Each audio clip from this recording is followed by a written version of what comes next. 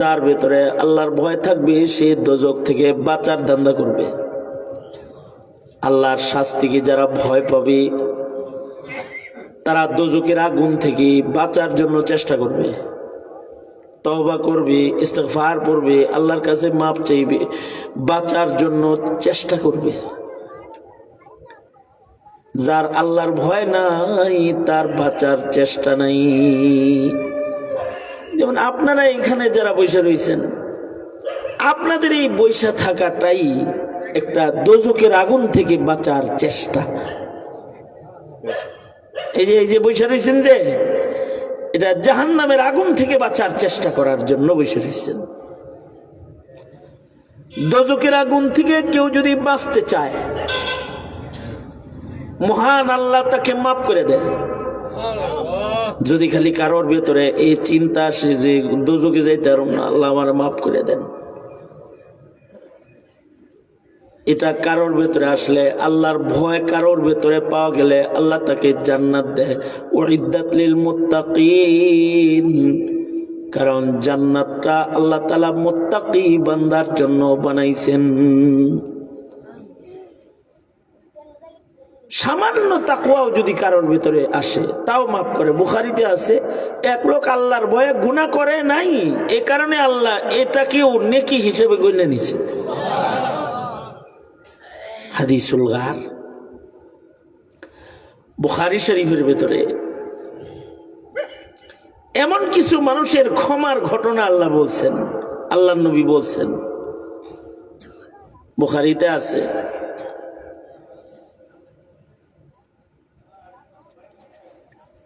কিসসাতু বনি ইসরাইল, বনি ইসরাইলের কিছু কাহিনী যা সত্য, ঘটনাগুলা সত্য। আওয়াজ কমা, এই স্যার আওয়াজ কমা, আমার কথা শুন, শুধু এখানে আওয়াজ দে, বাইরের আওয়াজ বন্ধ কর। তো শুধুই মাত্র এখানে আবার আওয়াজ কমাইস না, বাইরের আওয়াজ কমাই দে। শুধুই মাত্র আল্লাহর ভয়ের কারণে বড় বড় আসামিকে ক্ষমা করছেন আল্লাহ তাআলা। বুখারী শরীফে আছে, এক লোক ছিল কাফন চোর, কাফন চুরি করত। বুখারী শরীফের বর্ণনা মানে বিশুদ্ধ বর্ণনা। এই কাফন চোরটা মৃত্যুর আগ দিয়ে তার আল্লাহর ভয় জাগ্রত হয়ে গেছে। মরার আগ দিয়ে নিজের সন্তানকে বলতেছে, এই সন্তানেরা, আমি মরে গেলে আমাকে তোরা আগুন দিয়া পোড়াইয়া দিবি, আমার গোশতগুলা সব যখন আগুন দিয়া পুড়ে ছাই হয়ে যাবে, এটাকে দুই ভাগ করবি, এক ভাগ বাতাসে উড়াইয়া দিবি, এক ভাগ পানিতে ভাসাইয়া দিবি। কেন বাবা? আল্লাহর সামনে দাঁড়ানোর সাহস আমার নাই, এলিয়া সন্তানরা তাই করছে।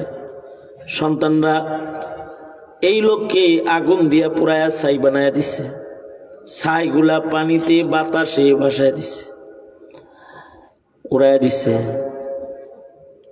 মহান আল্লাহ তাআলা এই বান্দাটাকে, আবার লোকানো বান্দাটাকে আল্লাহ তাআলা আবার জীবিত করছেন। বাতাসকে আদেশ করেছেন, এই বাতাস তোর ভিতরে একজন আছে, বাইর কর। এই পানি তোর ভিতরে একটা পালাইছে, এটারে বাইর করে দে। বাতাস পানি কার গোলাম? ধরে বলেন। লোকটা তো বাইরে হয়ে গেছে, লোকটা কিন্তু পালাইছিল। এমন লুকানো মানুষকেও আবার পুনরায় জীবিত করতে আল্লাহ তাআলা সক্ষম না অক্ষম? জোরে আওয়াজ করে বলেন। মানুষ অক্ষম, আমরা অক্ষম, আমি অক্ষম, আপনি অক্ষম, শেখ হাসিনা অক্ষম, খালেদা জিয়া অক্ষম, ডক্টর ইউনূস অক্ষম, আমেরিকার প্রেসিডেন্টও অক্ষম, কিন্তু সক্ষম কে? জোরে বলেন। শেখ হাসিনা যদি সক্ষম হইতো তাহলে চলে যেত, অক্ষম। যদি সক্ষম হইতো তাহলে দুপুরে খাইয়া দেয়া যেত, যদি সক্ষম হইতো তাহলে কোনো ভবনে বসে থাকতো। অক্ষমতার কারণে চলে গেছে। সব মানুষ অক্ষম, আমরা সব অক্ষম। অক্ষম বিদায় আমাদের প্যান্টের ভিতরে চেন থাকে। কি প্যান্টের ভিতরে চেন আছে না? হ্যাঁ, চেন যদি না থাকে আর যদি কোন রকমে যদি খালি মানে এটা যদি গিটটা লাগে, মনে করেন যে পায়জামার রশিটা গিটটা লাগিয়েছে, এদিক দিয়ে চেনও নাই, মুতেও ধরছে, দিছেও চাপ মতে, তখন কি করবো কন? মানুষ অক্ষম অক্ষম। এ কারণে পৃথিবীর রাজা বাদশারাও যদি বাথরুমে যায় কাপড় খুলে অক্ষমতা প্রমাণ করে যে আমি অক্ষম। যদি কেউ চিন্তা করে, মনে করেন পেশাবে ধরলে তো তাও কিছু সক্ষমতা দেখাইছে যে খুললুম না পোশাক, চেন খুলে ছেড়ে দিব, কিন্তু যদি হাগু ধরে তাহলে কিন্তু আর কাম হইব না, ইনটিন সব বাদ, সাজগোজ যা করছিল সব বাদ হয়ে যাব। ঠিক না? কি কারণ আছে? একটা কারণ হইলো হাগিতে গেলে মতিয়া দেয়। যদি হাগাটাও শুধু একটা সারা সম্ভব হইতো তাহলে আর পুরা প্যান্ট না খুলে পিছনে একটা চেন লাগাইতো যে ওইটা হাগার এটা মোতার। কারণ হলো লাগায় নাই কেন? কারণ হাগা যায় না, যদি হাঁকতে যায় তাহলে অটোমেটিক মইতে হতে, দুইটা একসাথে করলে পরে কাপড় কোন দিকে সরাইব? মানুষ হলো এরকম অক্ষম। সক্ষম একজন আছেন, তিনি কে?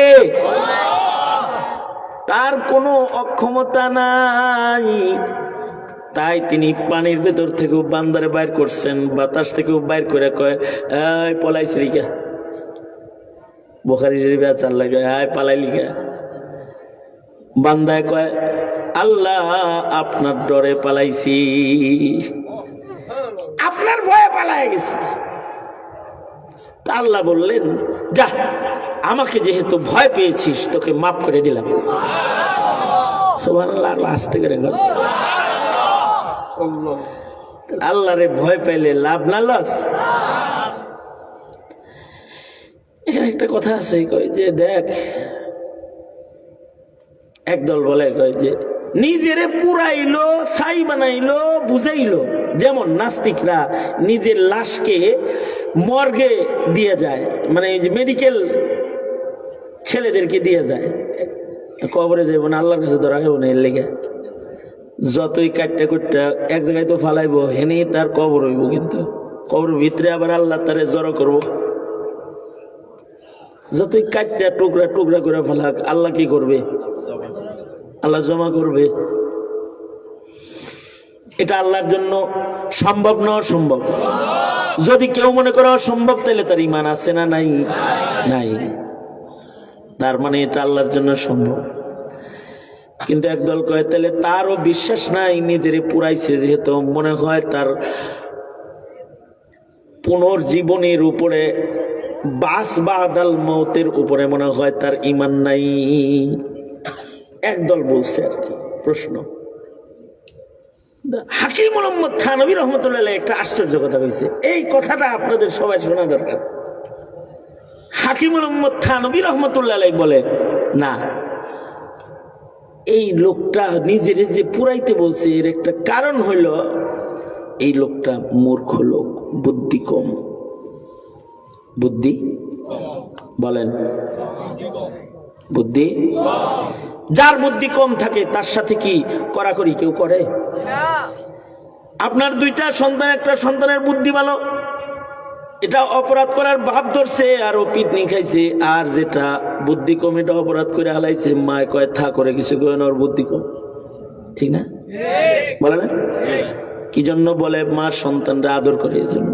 তা আল্লাহ কি আদর কম করে? হ্যাঁ, আওয়াজ করে বলেন, আল্লাহ কি আদর কম করে নাকি? অনেক সময় উস্তাদে কিছু ছাত্র আছে, এই ছাত্রগুলাকে ভুল না হইলেও পিটায়। ভুল হওয়ার মতো করলি কে, নরসরা দিলি কে দিছে, আর একজন রে ভুল করছে তাও পিটায় না, কয় বুদ্ধি কম, ওইরকম করবই, বুদ্ধি কম, কয় না?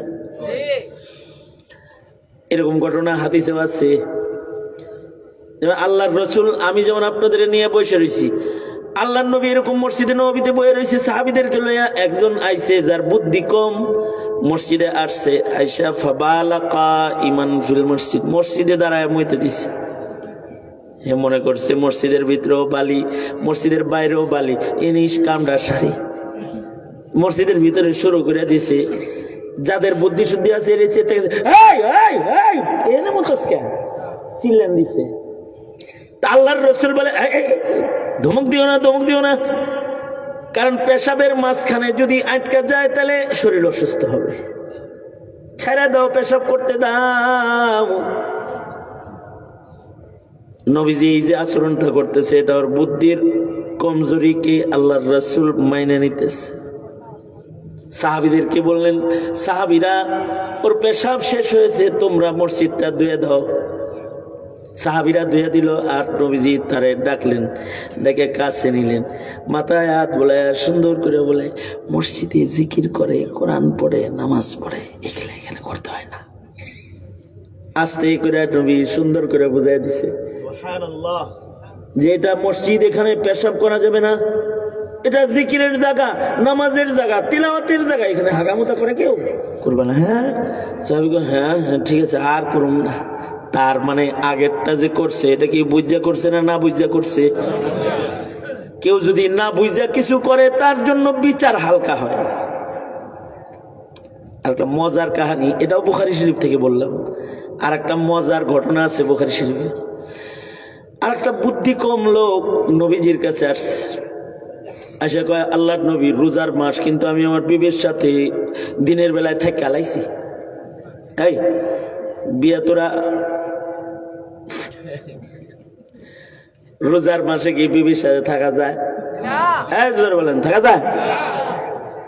দিনের বেলায় থাকা যায় না। রাত্রেও কইস না যে রোজার মাস থাকতাম না, তাহলে দেখবি বাবার বেদ গেছে তোরে ছেড়েও পাকাই দিব না। দিনের বেলায় বিবির সাথে রমজানে থাকা যায় না, কিন্তু সাহাবী দিনের বেলায় থাকছে। থাকা টাকা কয়, আল্লাহ নবী রোজা রাখছিলাম কিন্তু টিকতে পারছি না, কামটা করে আলাইছি, রোজাটা ভাঙা আলাইছি। অন্যায় করেছো সাহাবী, অন্যায় করেছো। আল্লাহর রাসূল কইলেন অন্যায় করেছো, কি করবো এখন, তাহলে আমার করণীয় কি? আল্লাহর রাসূল বললেন, বুখারীতে আছে কিন্তু, আল্লাহর রাসূল বললেন যে তুমি একটা গোলাম আজাদ করে দাও। সাহাবী কয়, আমার তো গোলাম নাই, গরিব মানুষ, অন্য কোনো সহজ লাইন নেই। তা আল্লাহর রাসূল বললেন, ঠিক আছে, তাহলে 60টা রোজা রাখবি। তার মানে এক রোজা নষ্ট করলে জরিমানা কয় রোজা? এক কথা কয় না, কয় রোজা? এক রোজা ভাঙছিস, কয় রোজা রাখবি? 60টা। একটাই রাখতে পারি না, 60টা রাখতে কোন, এটা কোনো কথা হইলো নাকি? অন্য কিছু কোন। আল্লাহর রাসূল বললেন, ঠিক আছে যাও, তাহলে 60 জন মিসকিন খাওয়াই দিও। সহজ করছে। আমি নিজেই মিসকিন, আমি খাওয়ান পাই না, আর একজনের খাওয়াবো আমি কি? তেমন কই আমি, অন্য কিছু কন। আল্লাহর রাসূলের কাছে কিছু খেজুর আছে, আটা গম আছে, হাদিয়া আসছে, পোটলা বইরা, বস্তা বইরা। নবীজি তারা বললেন, এই যে তোরে হাদিয়া দিলাম, তোরে মালিক বানাইয়া দিলাম, যা তুই এইটা দিয়া খাওয়াই দেখা সবাই রে। বস্তাটা কোন রকম মাথায় ওঠায় কয়, জায়গা এটা আমার লাগবো, কারণ আমি গোটা মদিনা খুঁজা দেখছি, আমার চাইতে বরফ হইর আর কেউ নেই, সুতরাং এগুলো আমার। দেখেন আশ্চর্য, এইরকম কাণ্ডটা ঘটাইছে আল্লাহর রাসূল সাল্লাল্লাহু আলাইহি ওয়াসাল্লাম হাসা দিছে। তার মানে নবী হাসা মানে হলো, যা তোর এটা মাপ। নবী হাসা মানে কি? কারণ নবী কিন্তু ততক্ষণ পর্যন্ত হাসে না যতক্ষণ পর্যন্ত আল্লাহ না হাসে। হাদিসে মুসালসাল বিযিহক, আব্দুল্লাহ ইবনে আব্বাস, আব্দুল্লাহ ইবনে মাসউদ নবীজিকে জিজ্ঞাসা, নবীজি জান্নাতের কথা কইতে যে আপনি হাসেন কেন? আপনি আল্লাহ হাসে, এর লেগে হাসি, আল্লাহ বান্দারে মাফ করতেছে এর লেগে হাসতেছি, আল্লাহ হাসতেছে আমিও হাসতেছি। তার মানে কারোর যদি আকল বুদ্ধি কম হয় তাহলে আল্লাহর মায়া বেশি হয়। এ কারণে হাকিম মোহাম্মদ থানভী রহমাতুল্লাহ আলাইহি বলেন, লোকটা অত জ্ঞান ইলম তার নাই, জ্ঞান কম, এর লাগা আল্লাহ তাআলা তার অতটুকুন ভয়ের কারণে তাকে মাফ করে দিয়েছে। আপনারা চিন্তা করেন, মনে মনে যদি নিয়ত করেন, দেখ না জানলে যদি আল্লাহ এরকম মাফ করে, জানতাম না, ওয়াজ শুনতাম না, পড়তাম না, ফাজাইল আমল শুনুন না, কোন কিতাব পড়বো না, যদি কারণ জানলে তুমি পাব, জানলে পরে তুমি বিচার করা করি। যারা ইচ্ছা করে জানে না তাদের দ্বিগুণ বিচার হবে। তাদের কি বিচার হবে জোরে বলেন? একটা হলো ইচ্ছা করে না শিখার বিচার, আর একটা হলো না শিখার কারণে ভুল করার বিচার। সুতরাং অনেকে হিসাব কষে, মাসলা মাসাইল হুজুররা পড়ুক, হেরা মানক, আমি জানিও না, আমি মানিও না, না, এই চালাকি চলবো না। তবে মহান আল্লাহ কাউকে যদি আকল কম দেয়, যিনি কম দিছে তিনি জানে কি জানে না? এই করে বলেন, জানে কি জানে না? আমাদের যাদের আকল কম, আমাদের আকল দিছে কে? যার আকল কম তার সাথে আল্লাহ তাআলা ওয়া'রিজ আনিল জাহিলিন, আল্লাহ কয় আমি বন্ধু, ও বন্ধু, আরিজ আনিল জাহিলিন, যারা বুঝে না গে এরাই চলে। তার মানে আল্লাহ যাকে আকলি কম দিছে, জাহালাত দিছে, তার সাথে আল্লাহ চশমাপোশি করবে। তবে ন্যূনতম কিছু ভয় তো থাকা লাগবে, যেটা কাফন শরীরের ভিতরে আছে। আর যদি খুনটুন করে কয় আমি কি, আমার কি দোষ, আমি কি করছি, আমি একটা স্বজন হারা মা, আমি একটা বাপ হারা মেয়ে, আমি একটা ভাই হারা বোন, আমি কি করছি, যদি নিজের অপরাধ নিজের না দেখে, আর যদি খুনটুন করে সাপ্লাই মারছে, বিডিআর মারছে, রাস্তায় মারছে, লাশের অভাব নাই, আর কয় কয় আমি কি করছি, তাহলে কি হবে না? তওবা নসিব হবে না, মুখ দিয়া বাইর হবে না আস্তাগফিরুল্লাহ, বাইর হবে না। বুঝাইতে পারছি? সুতরাং নিজে অপরাধ করে নিজের অপরাধকে আগে দেখবো, আমি অপরাধী, আমি আসামি।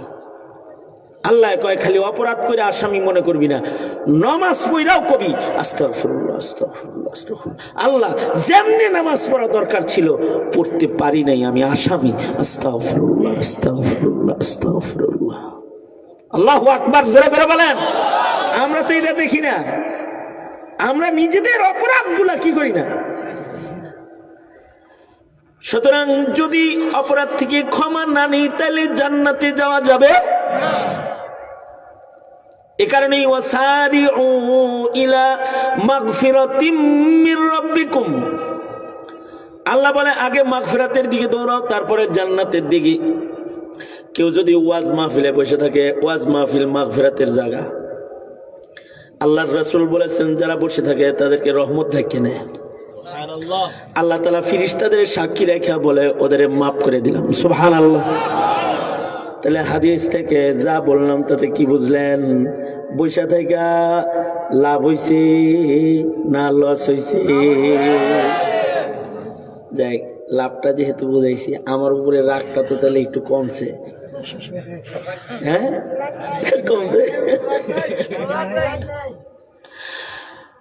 আল্লাহ,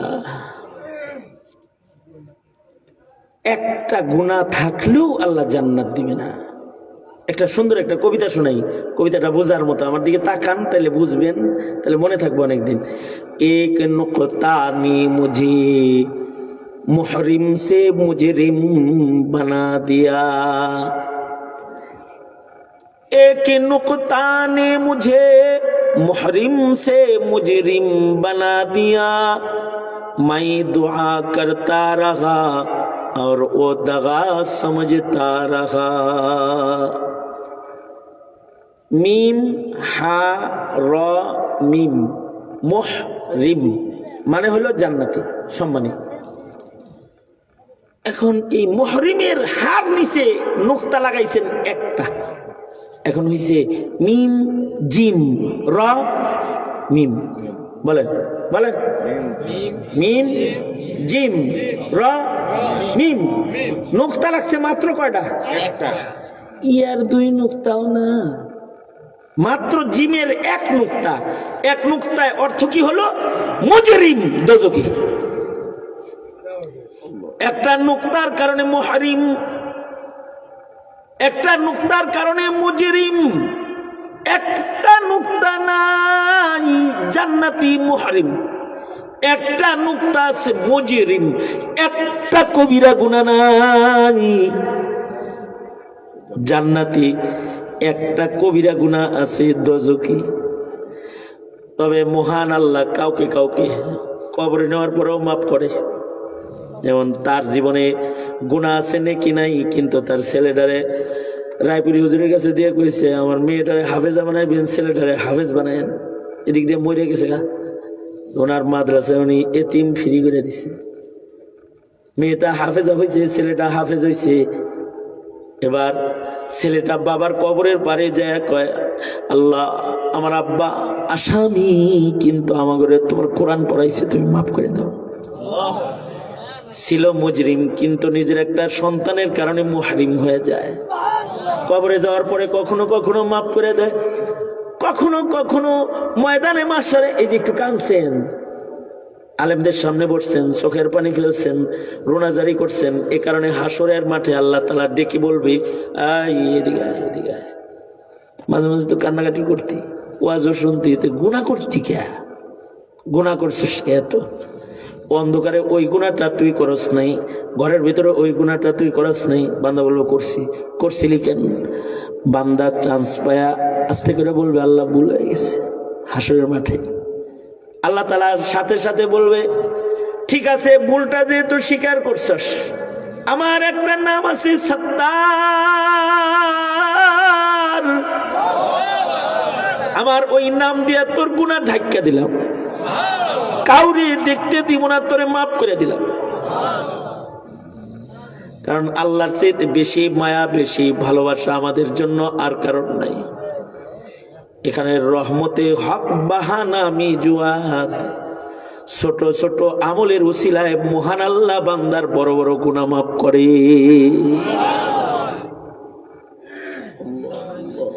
সুতরাং দিনী কাজের সুযোগ পাওয়া, করার সুযোগ হওয়া ভাগ্য মনে করা, ই সাআদাত বাজুরে বাজু নিস্ত, এটা দেহের বল দিয়া হয় না, আল্লাহর মায়া মমতা। সুতরাং আলেমদের সহবতে বসবো ইনশাআল্লাহ, বলেন।